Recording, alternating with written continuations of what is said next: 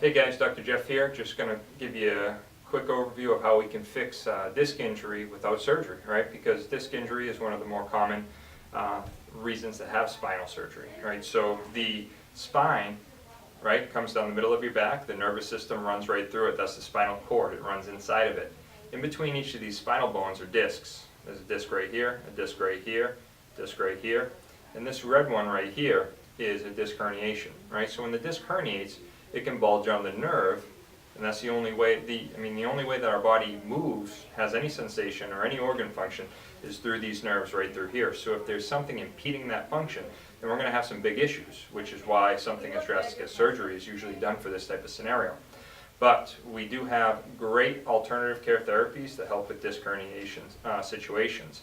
And one of them that we use is a flexion distraction table. So a flexion distraction table is a table that actually bends you down and increases that space where the nerve comes out, right? So if the problem is nerve compression, right, and we got to get that pressure off that nerve, then flexing you down and tractioning you will help alleviate some of the pressure off the nerves. Now, it's very common for people with disc herniation issues to have spasming of the musculature surrounding the spine, spasming of the larger musculature, pain into the leg called sciatica.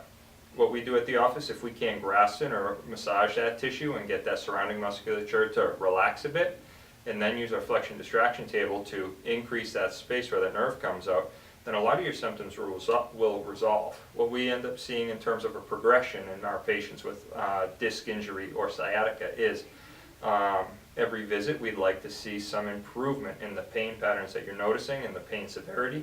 If pain is shooting all the way down the leg, we want to see it centralizing back up that leg, all right? And ultimately, if it's down the leg down here, it's ultimately going to suck back up the leg and through here and then resolve in the lower back itself. Now, some symptoms that you may notice if this is an issue that you're dealing with is, like I said, pain into the leg, but also intense debilitating back pain through here.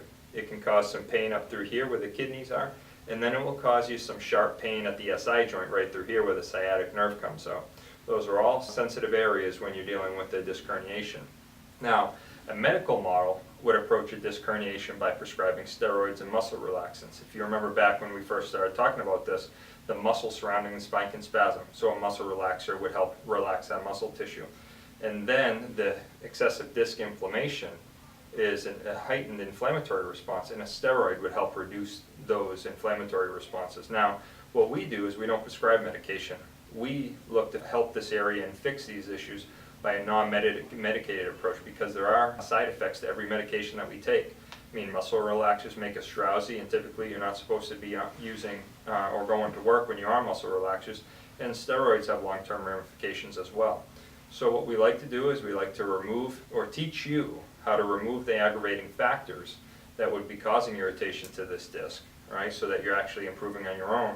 Get some ice on it at the end of the day, some heat on it in the morning to help warm you up, teach you how to move around, give you some tips as to how to better your movement patterns, and then we treat you. We can get you in frequently at first. Typically when a patient comes in, it is smart to be seen on a more scheduled, more frequent treatment visit schedule than, say, once a month or once a week.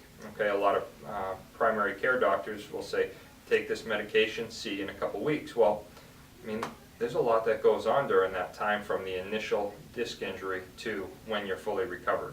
And a lot of research shows that it can take upwards to a month for you to really be pain-free. And it isn't out of the realm of possibility for you to be pain-free within 4 weeks, but then have potential flare-ups 6 months to a year later with disc injury. Disc injury can be one of the more problematic issues that patients suffer from, and 80% of the population has back pain, and a lot of it's due to disc stuff. All right? If you like more videos like this, make sure you subscribe below.